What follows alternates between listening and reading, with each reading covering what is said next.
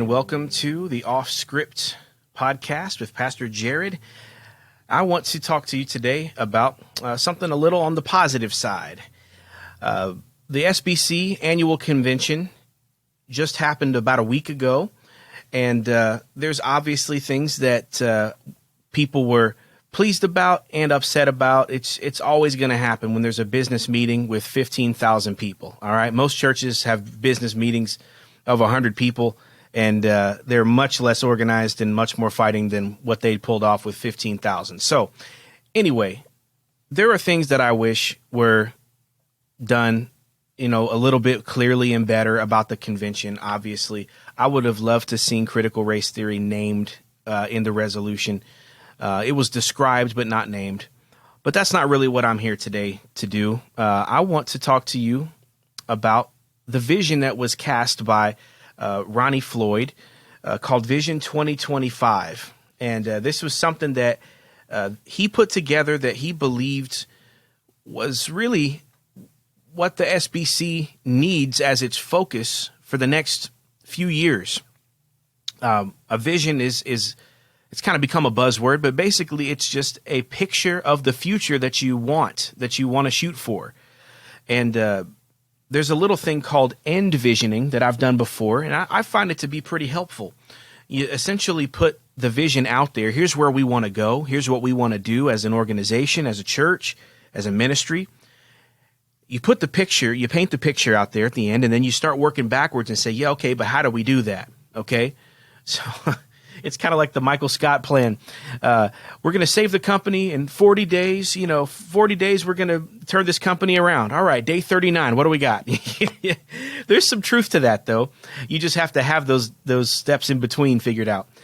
So if you work backwards from these, I think it starts putting some meat on the bones of what the SBC ought to be doing and what churches like ours could be doing. And I'll tell you why I was encouraged when I saw this Vision 2025. It's really similar to our mission challenge at Calvary Hills Baptist Church. So you may or may not know, if you're a part of Calvary Hills or not, you may know that we have a mission challenge that we're trying to do.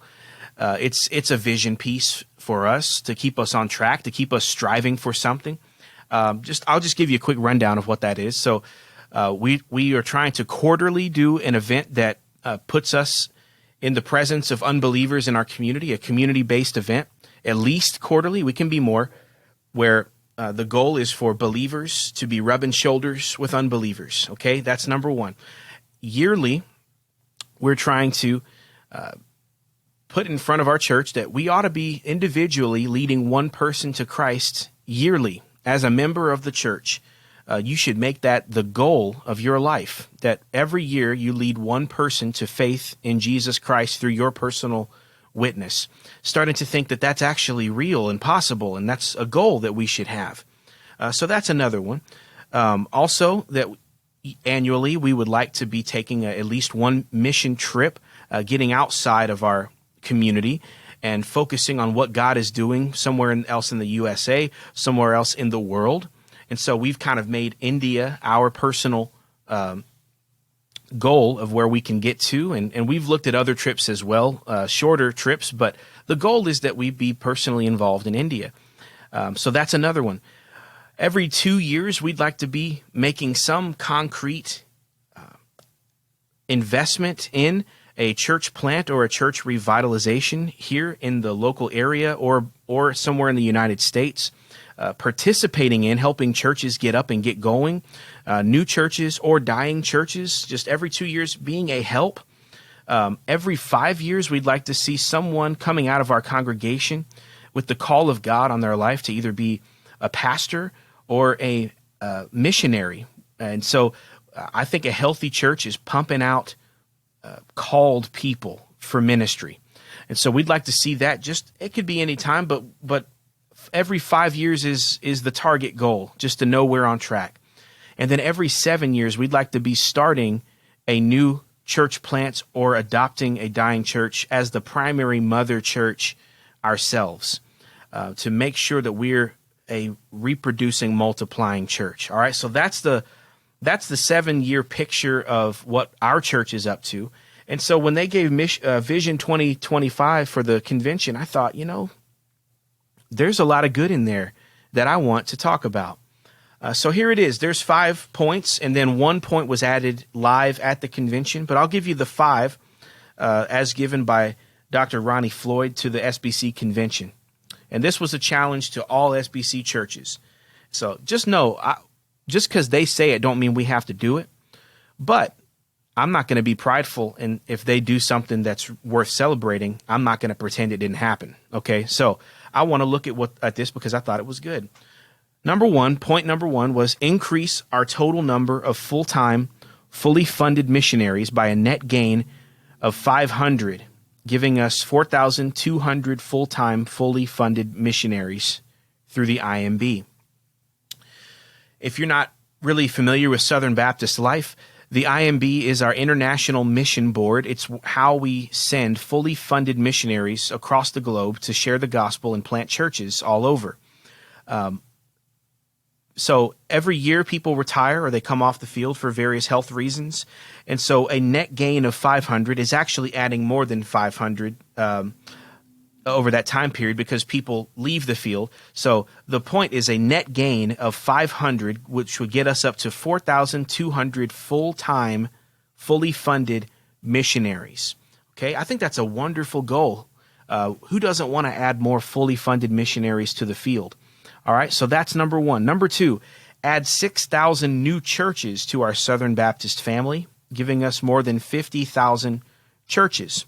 So generally, there's about 44,000 churches in the Southern Baptist Convention, and one of those goals is to be planting new churches, adding new churches. And so the way that this is going to happen is going to have to be two-pronged. So churches are going to have to do two things, and you heard us mention this in our mission challenge. You got to start new churches where there needs to be new churches, and you have to prevent existing churches from dying off. So those two things have to happen, and so, probably here in San Antonio, there's a need for both, but there's a serious, urgent need for stopping the bleeding of dying churches. So we want to be a part of that at Calvary Hills, if at all we can, whether that's coming alongside that dying church or replanting a new church. We want to be a part of that. Also, this may look like starting new churches in areas where there's not a strong gospel witness, or like how Calvary Hills was started. In 1981, a Bible study met in this area because there was new homes being built in this area, but there weren't many churches trying to reach the area. And so that's still happening as the city is expanding north and west in all areas, and that's something we should look at. How can our church be a part of that? Number 3 point was increase our total number of workers in the field through a new emphasis on calling out the called and preparing those who are called out by the Lord. That's just another way of saying this. If there are people that God is dealing with and calling within the pews of our churches, within our own church bodies, we need to have a clear path for them of how to go and serve the Lord, whether that's full-time, part-time, or unpaid, whatever that looks like. I think the heart of this point is that it's been unclear for too long. If you're sitting in your church and you are feeling called of God to do something, something beyond being a very active member, whether you're dealing with a call to the pastorate, or you're dealing with a call to the mission field, or to be on staff at a church somewhere and go to seminary and receive training, or something in this world, to plant a church, it ought not be a mystery of what to do, of where you need to go and who you need to call and how to work through this. And it's sort of been a little bit harder than it ought to be, I think. And so I love this vision point because it's saying if you got people in your church, P.S., we do at Calvary Hills, by the way, we do have people in our church that are dealing with the call of God to think about pastoral ministry or mission work, okay? Both, actually. So we ought to emphasize that and celebrate that and make it clear. All right, if you want to be a pastor, what's your process? How do you start training now? Before you even think about seminary, what do I do? Okay, I want to go to seminary. How do I do that? What does that look like? How does the church support me through that? Or I feel called to the mission field. How can I explore this? What are some ways that I can do this? We ought to have a preset path ready for this. And so I love this vision point. And I hope the SBC can help assist with that. But either way, our church is going to get on board and figure this out. Number 4, vision point 4, turn around the ongoing decline in reaching, baptizing, and discipling. Now, the original point was 12 to 17-year-olds because, as Dr. Floyd mentioned in his address, there is a serious decline in the percentage of teenage salvation and baptism that has happened since the year 2000, between then and today. And so this was essentially a stopgap measure, a call for churches to re-emphasize spiritual health within their own youth department, because I don't know if you know, but our youth we're not changing the statistic of 70% of youth that are professing Christ in the church. When they go to college, they leave and they don't come back. Okay, we know that stat. We've been parroting that stat for the last decade, and that stat hasn't changed. It's still kicking our butts. Okay, we're not stopping that trend, even though we know it exists. Our knowledge of it hasn't stopped it. The culture is winning our kids, and so this is a call from the SBC to say we gotta stop this.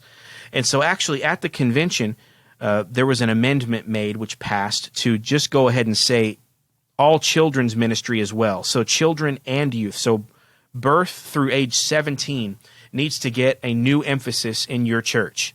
That's essentially what they said, is don't neglect this.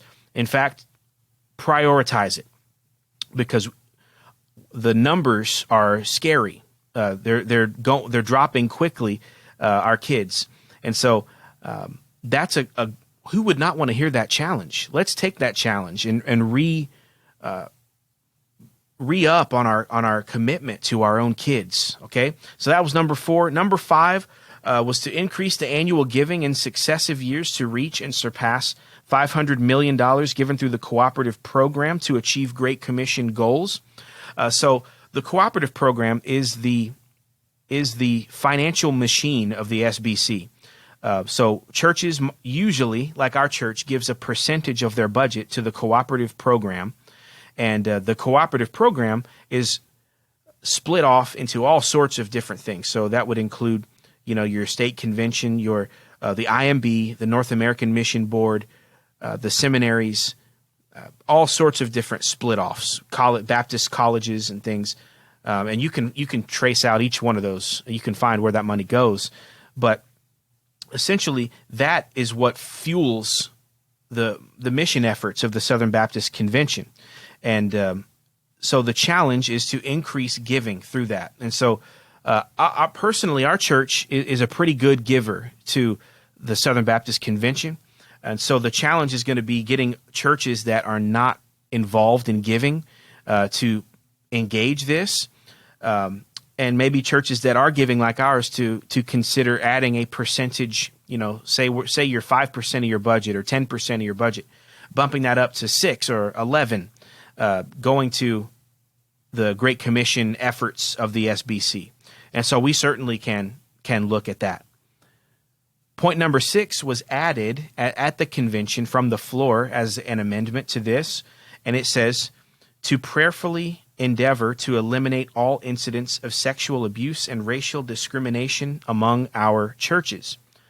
And so obviously what could possibly be wrong with that? Every church ought to look at itself and say, do we have gaps in the way we handle sexual abuse? Are the policies in our children's programs lax unnecessarily? If someone were willing to do us harm, could we stand to grow in a certain area?